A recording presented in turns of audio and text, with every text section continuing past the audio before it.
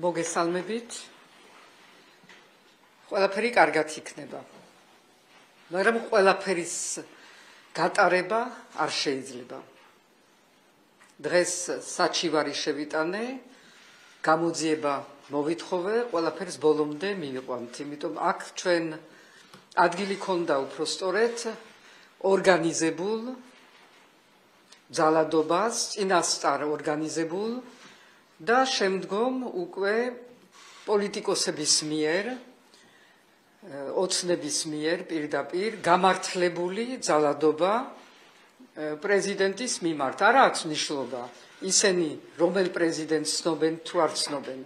ეს არის სახელმწიფო და ეს ნიშნავს, რომ სახელმწიფოს არცემენ პატივს. მე კი არა, მე ამ შემთხვევაში კი არა ვარ პიროვნება.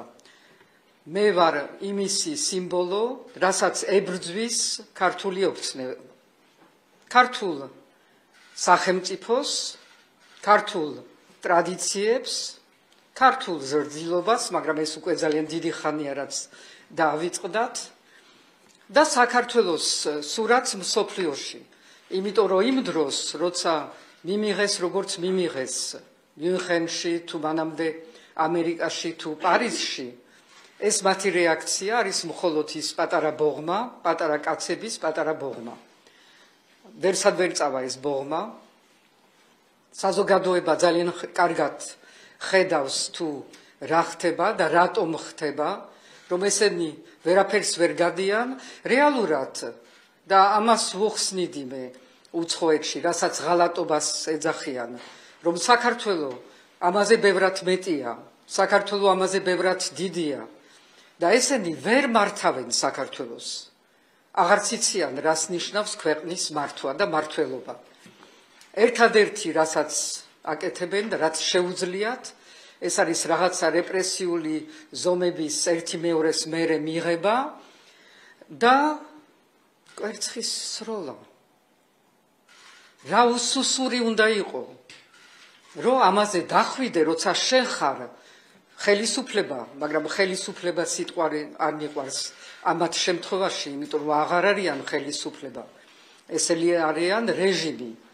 და რა სისუსტეს ავლენს რეჟიმი, როცა ქალის მიმართ, ასაკოვანი ქალის მიმართ, რომელსაც არ ცნობენ პრეზიდენტად, კარგი, ნუ მცნობთ, არა აქვს ამას მნიშვნელობა.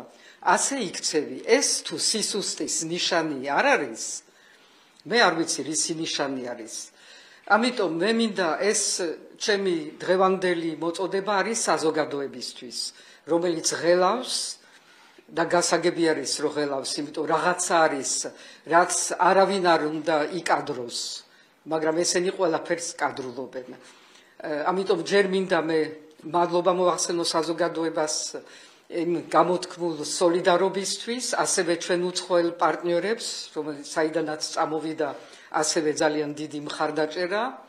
ეს ყველაფერი ავნებს ცხადია საქართველოს გარეთ იმეჯს და არაფერი რო არ ვთქვათ იმაზე, რომ რანაირად უნდა ჩვენ ტურიზმზე რამე ვთქვათ, როცა უსაფრთხოება აეროპორტში აღარ არის დაცული. არც გუშინ წინდილით, როცა ეს ეხებოდა გიორგი გახარიას, ყოფილ პრემიერს, ოცნების ყოფილ პრემიერს, არც მაშინ არ იყო პოლიცია, არსად დასანახავი. არც ამ დილით უკვე ვიცოდით, ხო იყო გავრცელებული სოციალურ ქსელში, რომ ეხლა ჩემი ჯერი იყო, ვიღაც ქალები ავრცელებდნენ ამას. ესე იგი ყველა მიცოდა, მე თუ ვიცოდი, ყველა მიცოდა და თუ პოლიცია არსებობს და უსაფრთხოება ამ ქვეყანაში, ალბათ ეს იმასაც ნიშნავს, რომ უნდა რაღაცა ზომები ყოფილიყო მიღებული, რათა უსაფრთხოება დაცული ყოფილიყო აეროპორტის ჰოლში და აეროპორტის გასასვლელში. იმიტომ რომ იქ მხოლოდ მე კი არ ვიყავი, იყვნენ უცხოელი ტურისტები, რომელიც გაკვირვებული უყურებდნენ რა სიმხეთზე არსებობს ამ ქვეყანაში და ეს არის სახელმწიფო. სახელმწიფო არის, როცა წესრიგი დაცული არის, როცა უსაფრთხოება დაცული არის ყველასთვის, თუნდაც იმ ადამიანებისთვის, რომლებიც რატომ თავისი რაღაცა პოლიტიკური ხედვისთვის თუნდაც არ მოგწონს. ეს არის სახელმწიფო. და სახელმწიფოს გვიკარგავენ დღითი დღე, ეხლა სინათლეც ჩაქრა, მაგრამ ჩვენ ვდგავართ, ხალხი დგას და მე მათთან ერთად, თუნდაც როცა არა ვარ ქვეყანაში, მათთან ერთად ვდგავარ, არავინ არ იფიქროს, რომ ამის გამო მე არ წავალ და არ ჩამოვალ, სადაც საჭირო იქნება იქ წავალ, იქიდან ჩამოვალ, იმიტომ რომ ჩემი მოვალეობა არის რომ მე ვიყო ამ ხალხის ხმა და ამ ხალხის გამხნევებელი, რომ გაგრძელდეს ეს პროტესტი, იმიტომ რომ როგორც თვითონ ამბობს მთელი საზოგადოება, რომელიც დგას რუსთაველზე და არა მხოლოდ რუსთაველზე, ეს იქნება ბოლომდე მათთვის, ბოლომდე ჩემთვის. და კიდევ მინდა დღეს არ დავამთავრო ეს, ხვალ მექნება ვრცელი ინტერვიუ, სადაც უფრო ვრცლად მოვუყვები საზოგადოებას ზუსტად რა იყო მიუნხენში, რა იყო ჩემი გზავნილები, იმიტომ რომ ეს არის ასევე ჩემი ვალდებულება, რომ ყველაფერი იცოდეთ, თუ რას ვეუბნები ჩვენ პარტნიორებს და რას ვღებულობთ მათგან იმ მომენტში, რომელიც არის საკმაოდ რთული მომენტი საერთაშორისო დონეზე და ამას ყველაც კარგად ვხედავთ. ხვალ მექნება ფორმულაზე ეს ინტერვიუ და მანამდე მინდა განსაკუთრებულად მივმართო მზია ამაღლობელს. მას უთხრა დიდი მადლობა იმისთვის, რაც მან გააკეთა, იმისთვის, რაც დღეს გააკეთა, როცა შეწყვიტა შიმშილობა. იმიტომ რომ ჩვენ გვჭირდება ლიდერები, ჩვენ გვჭირდება მაგარი ქალები, ჩვენ გვჭირდება მაგარი პიროვნებები, ცოცხალი.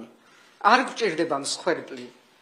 ჩვენ გვჭირდება გამარჯვების სული და ეს მოგცა მზია ამაღლობელმა, ეს შემართება გაიტანა საზღვრების მიღმა, ძალიან ბევრი ადამიანები მას გულშემატკივრობენ და ეს გაგრძელდება და კიდევ უფრო გაძლიერდება, როცა ის იქნება რეალურად ცოცხლად ჩვენი საზოგადოების ერთგვარი ლიდერი და ეს გვჭირდება ძალიან. ძალიან დიდი მადლობა მზია და გისურვებთ ძალიან სწრაფად გამოჯამრთელებას. დიდი მადლობა ყველას.